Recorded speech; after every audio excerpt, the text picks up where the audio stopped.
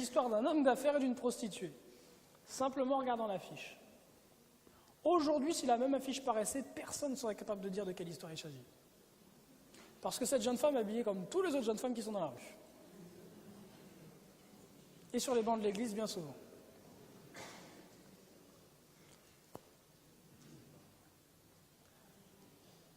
Le travail de ceux qui sont aux commandes des cultures modernes, qui lobotomisent la jeunesse et la génération aussi des parents et des adultes, leur travail, c'est de vous amener dans des modes de vie et de pensée qui sont abominables aux yeux de Dieu, de vous éloigner du Seigneur et de vous rapprocher de Satan. Le mode vestimentaire qu'ils vendent, le mode vestimentaire dont ils font la promotion, pensez-vous que c'est le mode vestimentaire de la bête ou le mode vestimentaire de Dieu? C'est le mode vestimentaire de la bête. Les mouvements de mode, les modes, toutes ces choses-là, ne viennent pas de Dieu. Elles viennent de l'ennemi.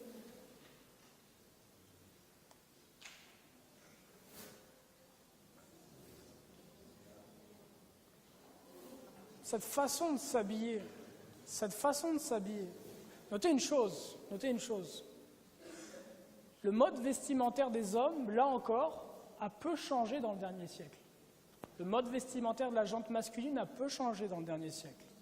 En revanche, ce qui a énormément changé, c'est le mode vestimentaire des femmes. Énormément changé et évolué. Je vous le disais hier, il y a simplement quelques années, quand j'étais encore un débauché vivant dans le monde, quand les jeans moulants sont arrivés, moi-même j'étais choqué. Et j'étais un dépravé à l'époque. Aujourd'hui, 5-6 ans plus tard, c'est normal et c'est même normal dans l'Église. Selon ce que dit la parole de Dieu, vous allez peut-être me trouver réac, mais je ne suis pas là pour vous plaire. Il y a un seul à qui je souhaite plaire et il est là-haut.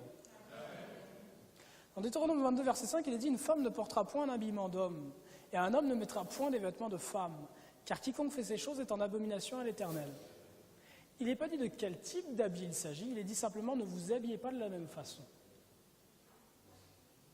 Si l'homme s'habille ainsi, tu t'habilles différemment. Et si la femme s'habille ainsi, tu t'habilles différemment.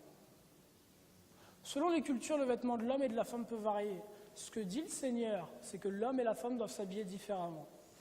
Alors on va me dire, oui, mais les pantalons que portent les femmes, ce pas les mêmes pantalons que portent les hommes.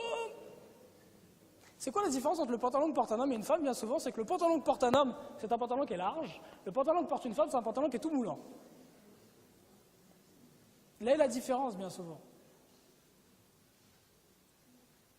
Là est la différence, bien souvent. Il est possible de se vêtir de manière correcte. Il est possible d'être belle, ok?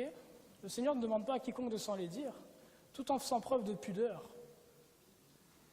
Les leggings, ce sont des sous-vêtements. Ce ne sont pas des vêtements.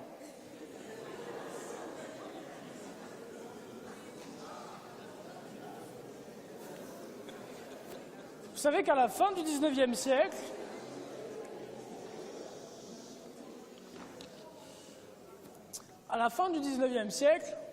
les strings n'existaient pas. Et c'est ce genre de choses qu'on portait sous les vêtements.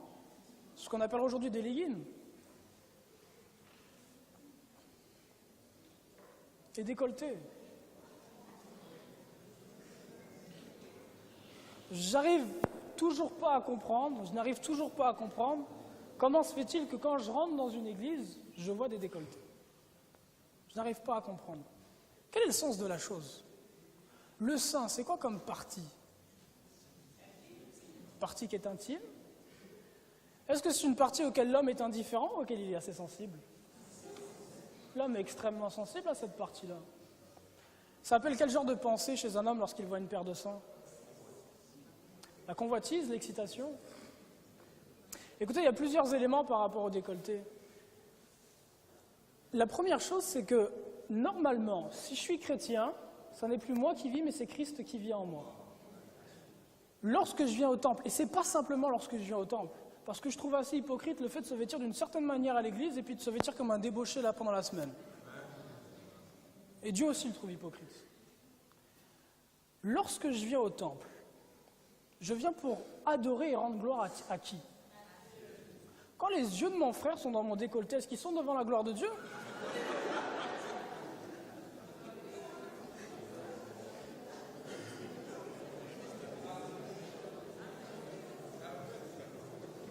Ça, c'est le premier point. Ça, c'est le premier point. Lorsque les yeux de mon frère sont dans mon décolleté, ce que je fais, c'est que je voile la gloire de Dieu. Sachez une chose, il y a peu de choses que l'Éternel ait autant en horreur que le fait qu'on prenne sa gloire. Il le dit clairement dans sa parole, pour rien au monde, il ne laissera sa gloire à un autre. Pour rien au monde. La gloire de Dieu est ce qu'il y a de plus important. Il n'y a rien qui soit au-dessus de la gloire de Dieu. Tout ce que Dieu fait, il le fait pour sa gloire. Parce qu'il est ce qu'il a de plus précieux, il est ce qu'il y a de plus beau. Tout est fait pour sa gloire et sa gloire uniquement. S'il vous sauve, c'est pour sa gloire. S'il vous nourrit, c'est pour sa gloire. S'il vous aime, c'est pour sa gloire. Il n'y a rien qui finalement, au bout du bout, soit fait pour vous, ou pour quoi que ce soit d'autre que pour sa gloire. Et s'il nous a sauvés, dit la parole de Dieu, c'est pour la louange de la gloire de sa grâce. Lorsque vous voilez la gloire de Dieu, vous devenez ennemi de Dieu. Premier point. Deuxième point.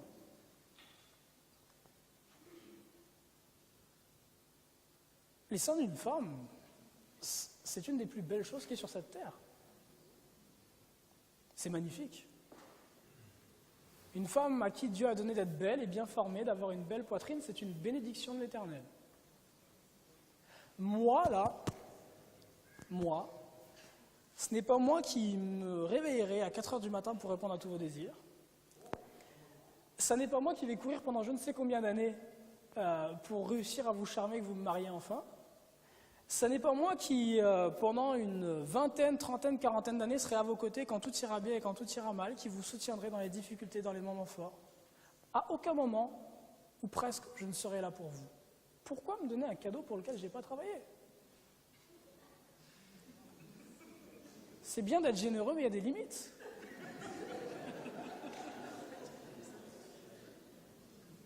Ce qui se passe, voyez-vous, c'est que il y a quelque chose de normal. C'est que Dieu a créé la femme pour l'homme. Dieu a créé la femme pour l'homme. Pour l'homme, et au final pour sa gloire. Donc la femme, en étant avec l'homme, glorifie Dieu dans le cadre du mariage. Donc il est normal pour la femme de désirer qu'un homme la prenne pour épouse. Maintenant, dites-vous bien une chose, c'est qu'à aucun moment Dieu n'a fait les seins de la femme pour être un attrait qui attire l'homme à lui, à elle. Pour la marier ou la prendre. Si l'homme qui vous marie ou l'homme avec qui vous êtes vient vers vous et attiré vers vous à cause de vos seins, des seins, il y en a 10 000. Et quand il sera lassé par les vôtres, il ira en chercher d'autres. Mais si l'homme qui vient vers vous à cause de votre personnalité, à cause de qui vous êtes, à cause de la présence de Christ en vous, ça, il ne le trouvera nulle part ailleurs. Nulle part ailleurs.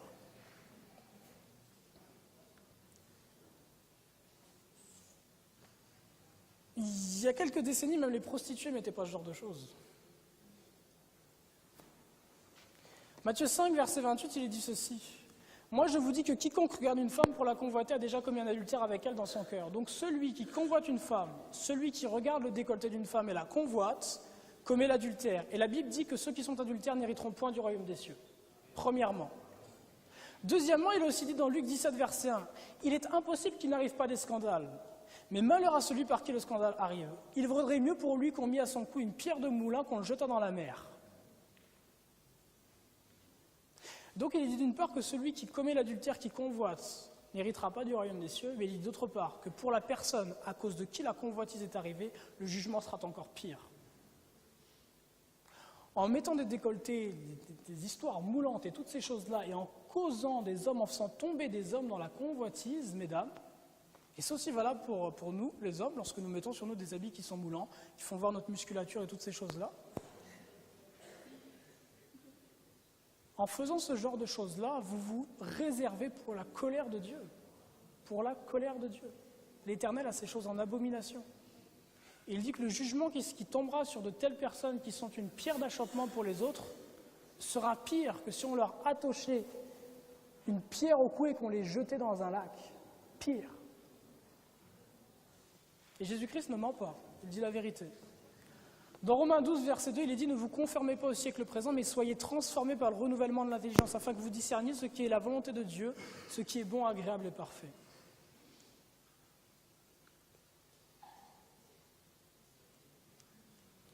1 Pierre 3, verset 3 à 5 dit « Ayez non cette parure extérieure qui consiste dans les cheveux tressés, les ornements d'or ou les habits qu'on revêt, mais la parure intérieure est cachée dans le cœur, la pureté incorruptible d'un esprit doux et paisible, qui est d'un grand prix devant Dieu. Ainsi se paraient autrefois les saintes femmes, qui espéraient en Dieu soumises à leur mari, comme Sarah, qui obéissait à Abraham et l'appelait mon Seigneur. » Aujourd'hui, il y a 3800 ans, non, 4000 ans, excusez-moi, il y a 4000 ans à peu près, Sarah regardait Abraham et appelait Abraham mon Seigneur. Aujourd'hui, une femme regarde son homme et appelle son homme mon bébé.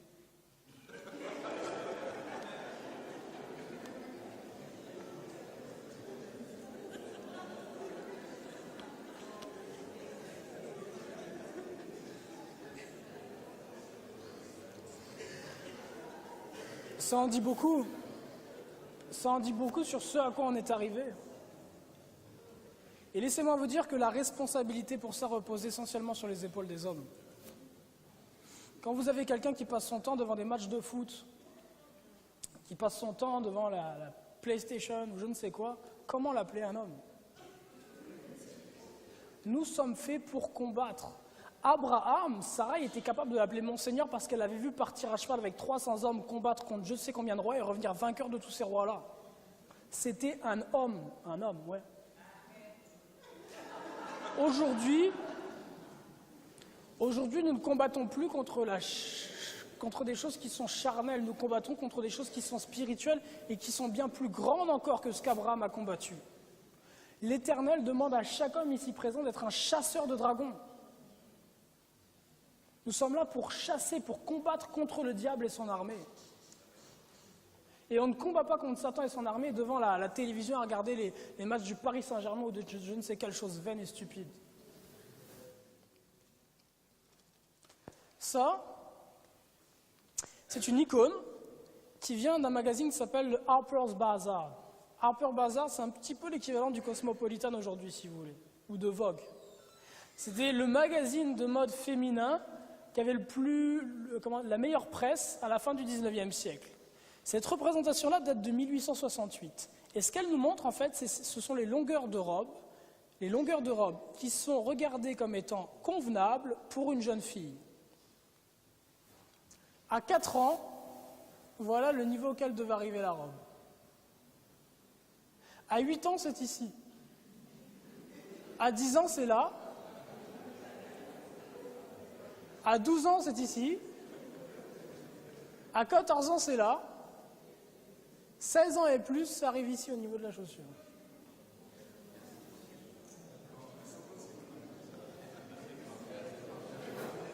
Et ça,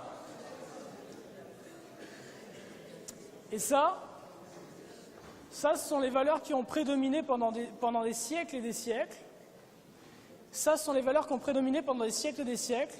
Ce sont les valeurs qui étaient en place dans des pays protestants qui vivaient selon l'enseignement de la parole de Dieu, où étaient les puritains, qui vivaient en accord avec les Écritures et qui cherchaient pour toute chose l'autorité dans l'Écriture. Et c'est aussi la façon dont s'habillaient les saintes femmes des Écritures. Vous pensez sincèrement que Marie, la mère de Jésus, s'est amenée au pied de la croix en décolleté, en jean moulant?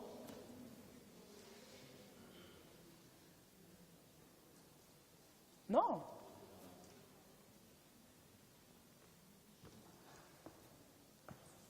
Par rapport à une robe, puisque l'habit qui convient pour une femme, c'est la robe. Par rapport à une robe, lorsque je porte une robe, et que si je m'assois, celui qui est en face de moi est capable de voir ce qu'il y a entre mes jambes, il y a quelque chose qui ne va pas. Il y a des éléments que nous sommes censés garder pour le domaine privé, qu'on n'est pas censé offrir aux vues au-dessus de tous. Et la parole de Dieu nous en parle. Dans Exode 20, verset 26, il est dit ceci.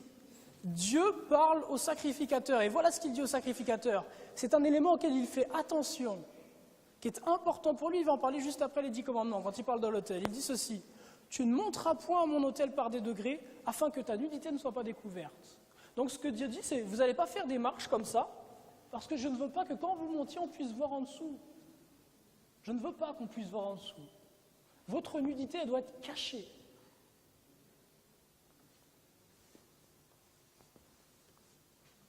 Il dit après dans Exode 28, verset 42, « Fais-leur, il manque le F, excusez-moi, fais-leur des caleçons de lin pour couvrir leur nudité.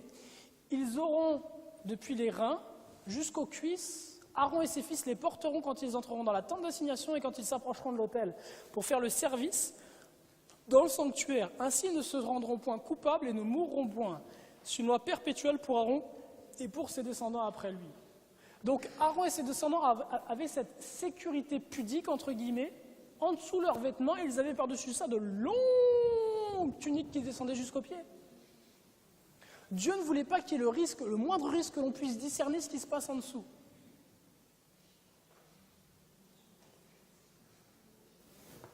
Ce n'est pas la pensée de Mehdi, c'est Dieu. Le même Dieu qui a demandé ça à Moïse est encore le Dieu qui nous dirige aujourd'hui.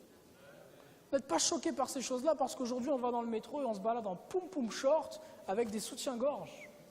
Et vous regardez à ça et vous dites « Ah, ça c'est choquant, mais moi la façon dont je suis habillé c'est correct. » Non!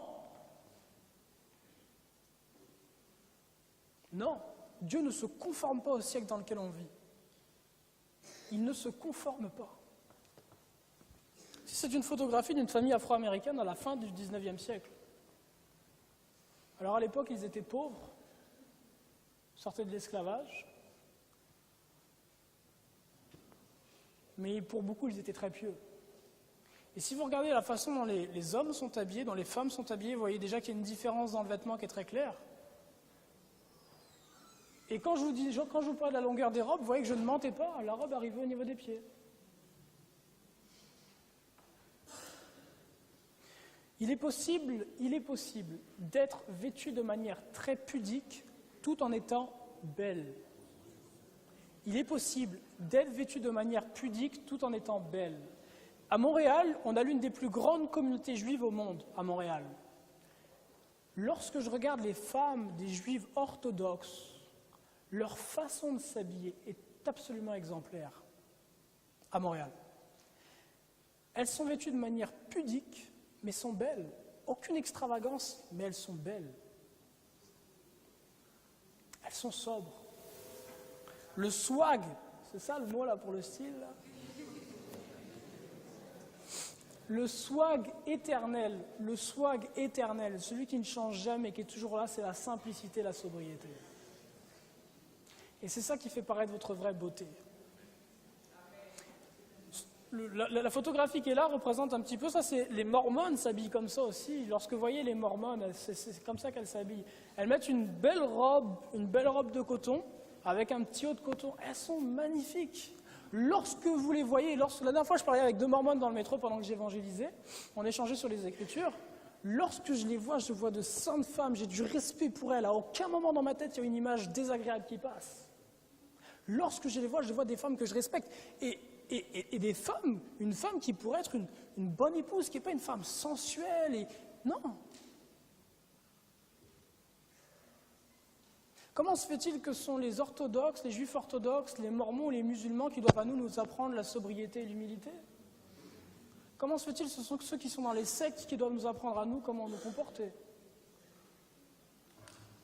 Quand Jésus-Christ dit qu'au temps de la fin, une reine du Midi se lèvera et condamnera cette génération, au temps d'aujourd'hui, si Jésus était ici, il dirait les témoins de Jéhovah se lèveront et vous condamneront. Les mormons se lèveront et vous condamneront. Les musulmans se lèveront et vous condamneront.